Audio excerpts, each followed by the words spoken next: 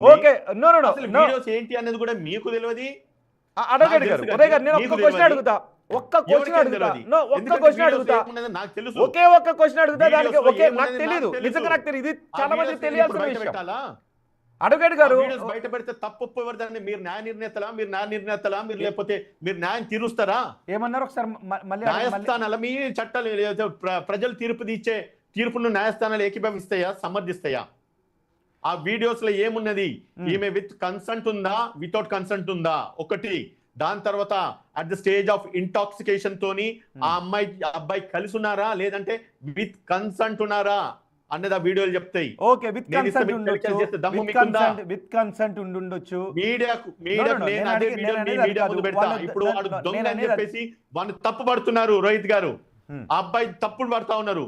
కానీ ఆ అబ్బాయి చేసింది విత్ కన్సర్న్ అని చెప్పేసి ఒకవేళ కనుక నేను నిరూపిస్తే మీరు ఏం చేస్తారు? మీ మీడియా ఛానల్ ఏం చేస్తారు చెప్పండి నాకు. ఓకే, ఉదయగా నేను ఒక క్వశ్చన్ అడుగుతా. అబ్బాయి అమ్మాయి విత్ కన్సెంట్తో వాళ్ళ ప్రైవేట్గా ఉన్న వీడియోస్ ఉన్నాయి. ఓకే, తర్వాత వాళ్ళిద్దరూ విడిపోయారు. ఈ వయసులో ప్రేమాదో అమ్మ తప్పు అని అనుకున్నారు, తల్లిదండ్రులు మోసం చేస్తున్నాం అనుకున్నారు, నీకు నాకు పట్టలేదు అనుకున్నారు, విడిపోయారు. విడిపోయిన తర్వాత ఆ అమ్మాయి అతనికి భార్య కాదు, ఏమీ కాదు. అలాంటి సందర్భంలో ఆ అమ్మాయికి సంబంధించిన ప్రైవేట్ వీడియోస్ని ఇతను ఉంచుకోవచ్చా? ఆ అమ్మాయి అంతకుముందు కన్సెంట్తో ఉండుండొచ్చు, కానీ ఇప్పుడు కాదు అన్నప్పుడు ఆ అమ్మాయి ప్రైవేట్ వీడియోస్ అతని డివైస్లో ఉంచుకోవచ్చా? దాని వెనుక దురుద్దేశం ఉండదా? ఆ అమ్మాయి డివైస్ లో అబ్బాయి డివైస్ లో వీడియోస్ నేను మీకు ఎవరండి చెప్పింది? లేవా? అమ్మాయి కంప్లైంట్ లో చెప్పింది. ఆ అమ్మాయి కంప్లైంట్ లో చెప్పింది కాబట్టి ఆ విషయం బయటకు వచ్చింది. కానీ మీరేం దొరకబట్టినే కాదు కదా, మీ మీడియా దొరకబట్టడం అంటే ఎలా ఉంటుంది? అడ్వకేట్ గారు, ఇప్పుడు ఒక అబ్బాయి ఉన్నాడు, ఇదిగో అమ్మాయి దగ్గర తీసుకెళ్ళి నువ్వు నేను కలిసి ఉన్న ప్రైవేట్ వీడియోస్ ఇందులో ఉన్నాయని అమ్మాయిని భయపెట్టాడు. నువ్వు నాతో విడిపోతే విడిపో, కానీ నీ లైఫ్ లాంగ్ నా పక్కన పడుకో అని అంటే అతను బయట పెట్టాల్సిన అవసరం లేదు. ఈ అమ్మాయిలో భయం ఉంటుంది కదా. అప్పుడు అబ్బాయి ఏం చేయాలి? తన దగ్గర డిలీట్ చేసేయాలి. నో తన దగ్గర ఉన్న డిలీట్ చేసి మాట అనేది మీరు విన్నారా? ఎస్, అమ్మాయి అంది, కావాలంటే నేను మీకు బయట చెప్తే సార్ అయితే నాకు ఒక క్లారిటీ ఇవ్వండి. ఆ అబ్బాయి దగ్గర వాళ్ళిద్దరు ఉన్న ప్రైవేట్ వీడియోస్ ఉన్నాయా లేవా? అలా అబ్బాయి విడిపోయిన తర్వాత కూడా ప్రైవేట్ వీడియోస్ అతను పెట్టుకుని ఉంచుకోవడంలో దురుద్దేశం ఉన్నట్టా లేనట్టా? ఈ అమ్మాయి అబ్బాయి ఇద్దరు కలిసి ప్రైవేట్ వీడియోలు తీసినారు, అవి బాగలేవు. కాదు, కలిసి ఉన్నప్పుడు ఎన్నైనా తీసుకోనివ్వండి. విడిపోయిన తర్వాత అమ్మాయి ప్రైవేట్ వీడియోస్ అతను మొబైల్లో ఉంచుకోవటం అనేది దురుద్దేశం అవుతుందా అవ్వదా? నాకు ఒక్కటి చెప్పండి. దురుద్దేశం కాదు సార్, అసలు అటువంటి వీడియోలు తీయడానికి ఆమె ఎందుకు చనువు ఇవ్వాలి? ఆ వీడియోస్ ఉన్నాయా లేవని మీకు తెలుసా? ఓకే, ఇక్కడ 2 పాయింట్స్. Okay, good point. అమ్మాయి ఎందుకు అలాంటి వీడియోస్ తీసుకోవడానికి ఇవ్వాలి అని? వాళ్ళిద్దరి మధ్య ప్రేమ ఉన్నప్పుడు, ప్రపంచం వాళ్ళకి కనిపించినప్పుడు, తల్లిదండ్రులు వాళ్ళకి గుర్తు రానప్పుడు వాళ్ళు ఏదో చేసుకున్నారు. తర్వాత వాళ్ళకి చేస్తున్నది తప్పు అని అనిపించినప్పుడు నువ్వు వాటిని డిలీట్ చేసేయని అన్నప్పుడు ఇతను డిలీట్ చేయాలి కదా. అది డిలీట్ చేయకుండా తనని భయపెడుతున్నాడు అని అమ్మాయి వచ్చింది. ఇప్పుడు అమ్మాయి ఏం న్యాయం అడుగుతుందో అర్థమైందా ఉదయ్ గారు? నాకు అబ్బాయి ఏం అవసరం లేదు, ప్రయత్నం చేయట్లేదు ఇక్కడ. ఆ మొబైల్ అయిన ఫోన్ లో వీడియోస్ ఉన్నాయా లేవన్నది ఎవరు చెప్పినారని అడుగుతున్నాను నేను. ఓకే, ఆ అమ్మాయి కంప్లైంట్ లో చెప్పింది. సరే, ఏం వీడియోస్ ఉన్నాయి? ప్రైవేట్ గా తీసుకున్న వీడియోస్ ఉన్నాయి, రైట్? మరి ఈమె వ్యక్తిగతంగా కొన్ని వీడియోస్ మరి ఆయనకు పంపించిన వీడియోస్ మరి నా దగ్గర ఉన్నాయి, మరి మీకు పెడతానా? మీరు చూస్తారా? మరి ఉదయ్ గారు, నేను అనేది సార్ ఒకటండి, ఒక్క దిక్కు మాట్లాడకండి దయచేసి, రెండు పక్కల చూసి మాట్లాడండి. ఈ అమ్మాయి వ్యక్తిగతంగా తన ఇంట్లో కొన్ని వీడియోస్ తీసి ఈ అబ్బాయికి పంపించిన వీడియోస్ మరి నా దగ్గర పంపించింది. ఇక్కడ ఒక వెంట్రుకవాసి తేడాలో అడ్వకేట్ గారు, ఒక వెంట్రుకవాసి తేడాలో ఒకటి ఉంది.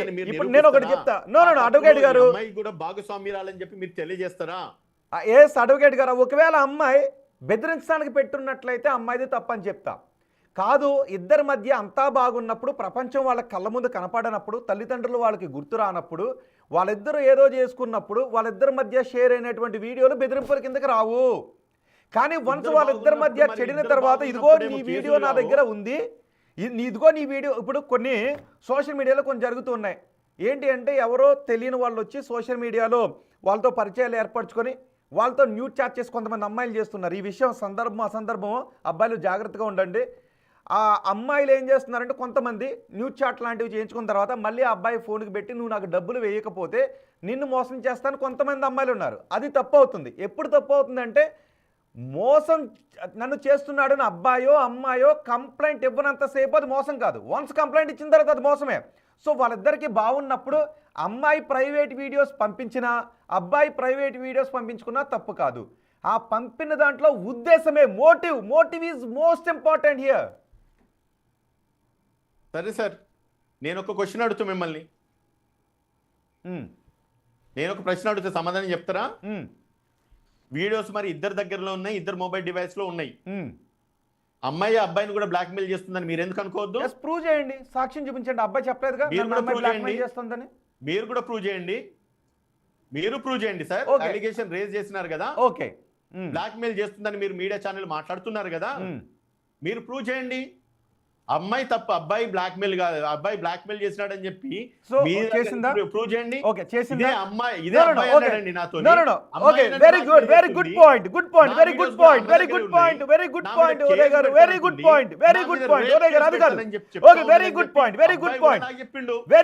నేను అడుగుతున్నా. Very good point you raised Uday గారు. ఒకటి అమ్మాయి బ్లాక్ మెయిల్ చేసిందా? అబ్బాయి బ్లాక్ మెయిల్ చేసిండా? ఎస్ చేశాడు అని అమ్మాయి చెప్తోంది. మీరు చెప్పండి, అమ్మాయి బ్లాక్ మెయిల్ చేసిందా? అబ్బాయి నాకు చెప్పినాడు. కంప్లైంట్ చెప్పడానికి చట్టాలు లేవు. ఏది?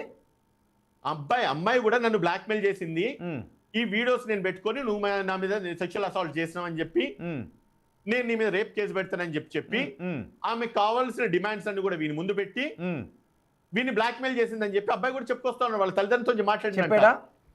చెప్పిండు బ్లాక్ మెయిల్ చేసిందా అమ్మాయి? చెప్పిండు. బ్లాక్ మెయిల్ చేసిందా అమ్మాయి? బ్లాక్ మెయిల్ చేసిందని అబ్బాయి కూడా చెప్పినాడు. అంటే దేనికోసం బ్లాక్ మెయిల్ చేసింది? ఏం కావాలని బ్లాక్ మెయిల్ చేసింది? ఏం కావాలని బ్లాక్ మెయిల్ చేసిందంటే ఇంకా అవన్నీ నేను చెప్పాల్సిన చోటనే చెప్తాను.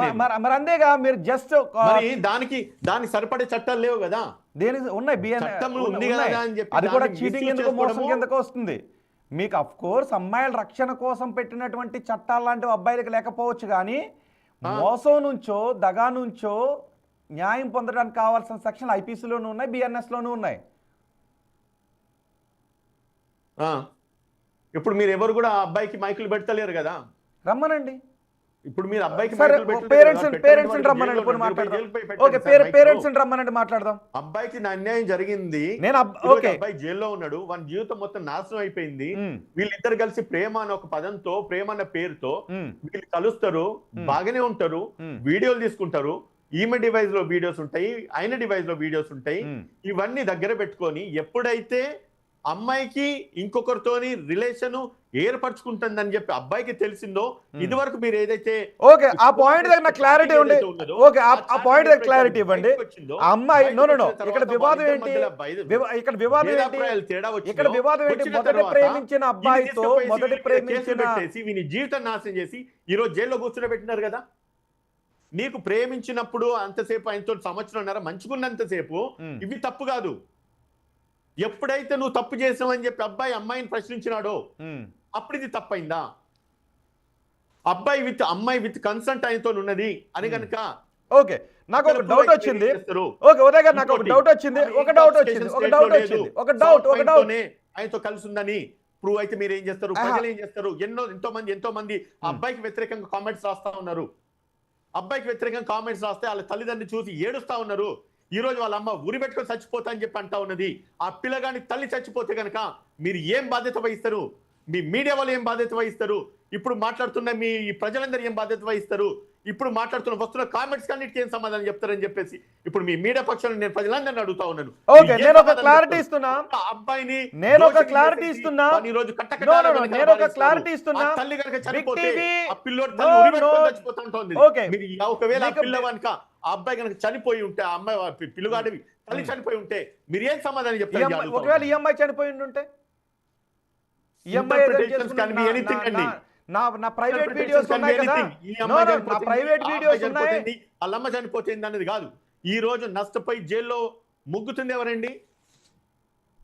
ఫస్ట్ ఆఫెన్స్ జరిగిన ఒక తర్వాత విషయం చెప్పండి, ఆశిష్ జరిగిన నష్టం ఏంటి? కాదు కదా, ఉదయ్ గారు, ఆశిష్ జరిగిన నష్టం ఏంటి ఒకటి చెప్పండి నాకు. ఓయో రూమ్ లో పోయినారు. ఓయో రూమ్ లో ఎవడ పెట్టి పెట్టింది? ఓయో రూమ్ లో పోయినప్పుడు తెలియదా? స్పృహ లేదా? ఓయో రూమ్ లో పోయేటప్పుడు వాడు రూమ్ ఇచ్చినోడికి వానికి స్పృహ లేదా? ఎవడో అబ్బాయి అమ్మాయి ఇద్దరు వస్తున్నారు, వాళ్ళు ఉదయ్ గారు మీకు ఒక ఆడియో వినిపిస్తాను. చూడకుండానే ఒకసారి ఆ ఇస్తారా? తల్లి, ఆ బాధితురాలు తల్లి ఏం మాట్లాడారు ఒకసారి విందాం.